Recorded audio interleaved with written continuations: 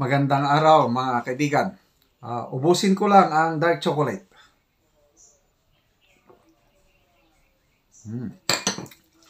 So, meron po tayong available stock. First come, first serve ang pag-order. Delivery February 1 or 2. Okay, nagsalita na po ang Pangulong Marcos Jr. tungkol sa ICC. The government will never lift a finger. Ibig sabihin, hindi talaga makikipagtulungan ang gobyerno sa ano't ano pa ang gagawing investigasyon ng ICC. Okay?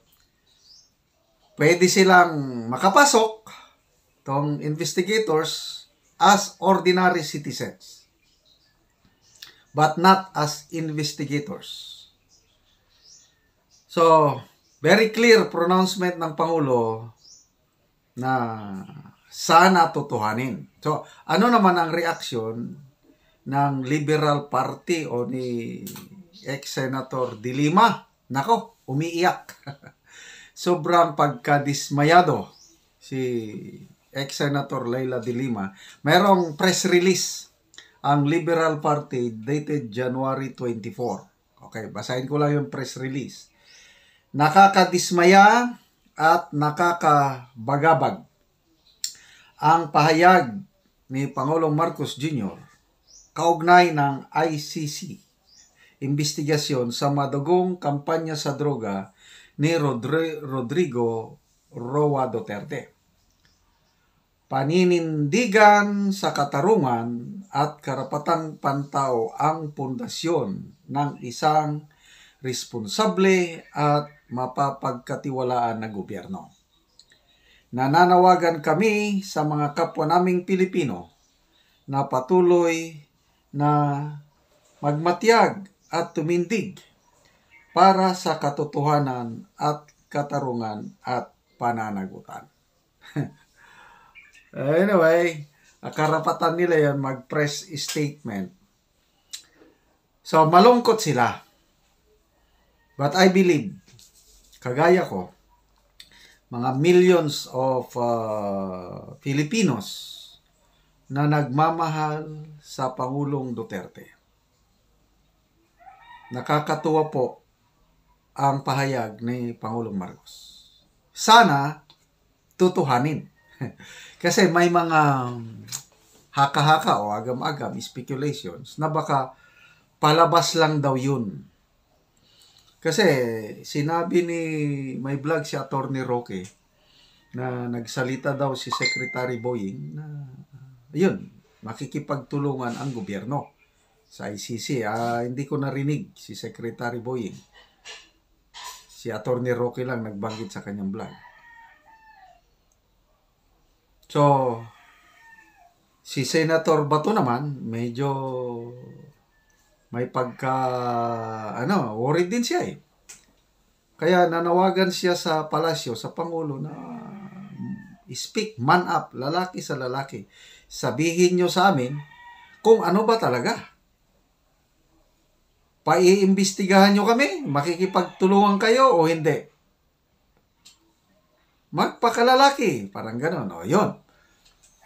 Tawa ng Diyos, kailan ba yun? Nagsalita ang Pangulo in an ambush interview. Sana palaging ganun. Nagsasalita ang Pangulo para maklaro ba? Paminsan-minsan kasing magsalita eh.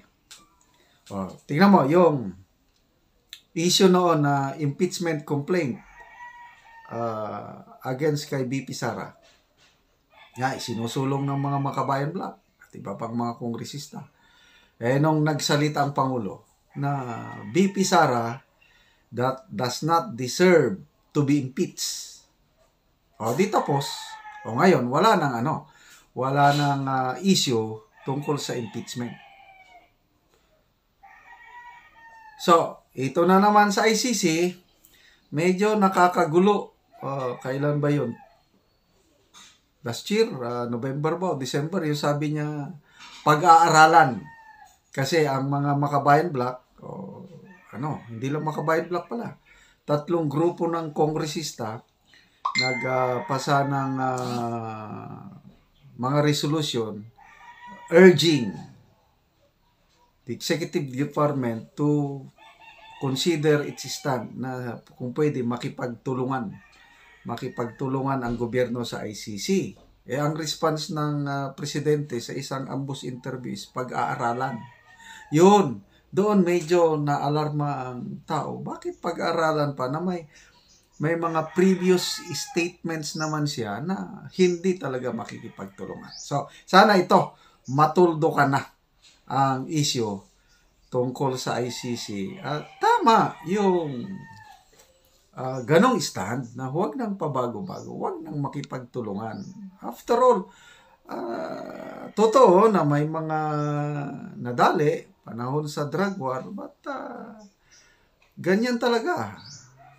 Wala namang direct utos ng presidente yung alleged na extrajudicial killing. Wala naman.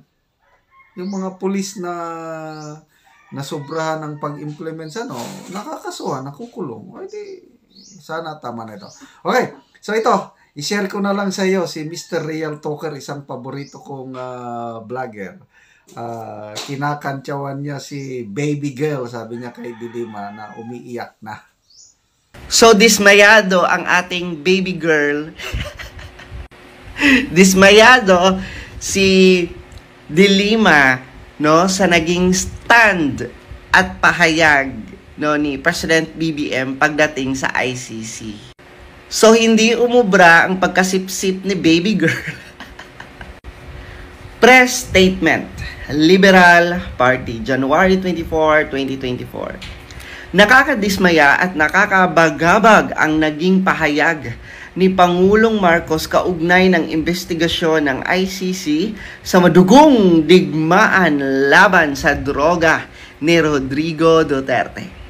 Sabi pa niya dyan, paninindigan sa katarungan at karapatang pantao ang pundasyon ng isang responsable at mapagkakatiwalaang gobyerno. Nananawagan kami sa mga kapwa namin Pilipino na patuloy na magmatyag at tumindig para sa katotohanan, katarungan at pananagutan. Sabi ni Laila De Lima. So siya ang Liberal Party spokesperson. So ayon sa kanya, no, sobrang dismayado daw siya sa naging pahayag and statement ni President BBM, di ba, patungkol sa ICC na hindi talaga makikipag-cooperate ang Pilipinas sa any investigation, no, at any aktibidades na ginagawa ng ICC. So, magiging useless pa rin, 'di ba, yung pangingialam ng ICC, no, sa mga investigasyon sa war on drugs ko, no, kasi hindi naman yan i-acknowledge pa rin, 'di ba, ng gobyerno ng Pilipinas. So, useless pa rin. Kaya itong si baby girl na yan na lang sana ang kanilang tsansa para makaganti sa mga Duterte. 'Di ba? Yan na lang ang tsansa sana nila para durugin at sirain ang mga Duterte. Hindi pa nila makuha-kuha, 'di ba? Kawawang baby girl. Anong akala mo, Dilima? Nakalimutan na ni President BBM ang mga pinaggagawa nyo, ang mga panlalait na sinasabi nyo patungkol sa kanya, patungkol sa mga Marcos? Hindi uubra ang pagkasipsip mo, 'di ba? So ngayon, sad girl ka ngayon. Imagine niyo gaano kayo kadesperado. Mga dayuhan ipapapasok nyo sa Pilipinas para lang mag-imbestiga. Malaking insulto yan sa jurisdiction, di ba, ng sarili nating bansa. Pero wala since kayo napaka-desperado nyo na, gagawin nyo lahat para makaganti sa mga Duterte.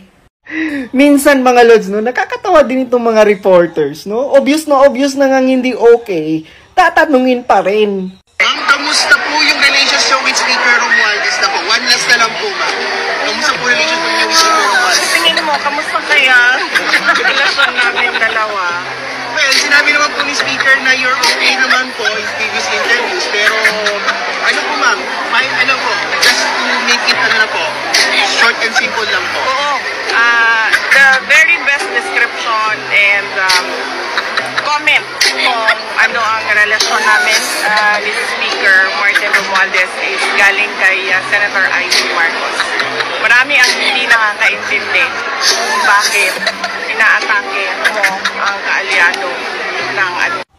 Alam nyo kasi mga lods, di ba? Hindi kasi nakikipagplastikan talaga yan si VP Inday Sara. Di ba? Pag may traidor at tumatalikod, no? At tumitira patalikod sa kanya, hindi yan nagdadalawang isip. Pinuputol niya agad ang ugnayan, and obvious naman, at first nag-adjust naman si VP Inday Sara, no? Sa kumbaga towards kay Speaker, pero may mga bagay talaga sigurong nalaman si VP Inday Sara na hindi niya na talaga masikmura. 'Di ba? At si VP Inday Sara yung taong hindi nakikipagplastikan eh. 'Di ba? Pag talagang trinaydor mo at tinalo mo yan sila, hindi na yan sila magbibigay ng panahon. And at the same time, hindi na yan sila makikipagplastikan. And knowing VP Inday Sara, napakabait ni VP Inday Sara. Diba? Ang dami niyang nakakasundo ng mga politicians, mga kaibigan niya sa politicians, mga kaalyado niya. Kaya if there's something wrong talaga yan. Kasi mataas naman PC ni VP Inday. Nakikipag-alubilo, nakikipagsama, mabait yan si VP Inday Sara. So, sadyang meron talagang hindi nagustuhan na ginawa ni Speaker Romualdez si VP Inday Sara. No, may mga against at mga na-discover siguro si VP Inday Sara na pinagagagawa ng Speaker. Bakit hindi na sila okay ngayon? Di ba? Hindi na okay yung kanilang relationship. And feeling ko mga lords, may malalim na issue pa yan sa loob. Meron pa yan.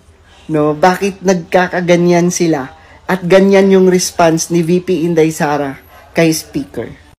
Ano ang masasabi ninyo mga kasweet gayong ang pag-iimbestiga ng ICC sa Pilipinas upang imbestigahan nga ang dating Pangulong Duterte at ang iba pa nitong kasamahan ay tilang mababaliwala lamang at mauuwi sa wala dahil nga kailangan nila ng kooperasyon ng Philippine government gayong umayaw nga si PBBM na makipag-cooperate sa ICC. Abay, wag nang kalimutang i-share ang video na ito.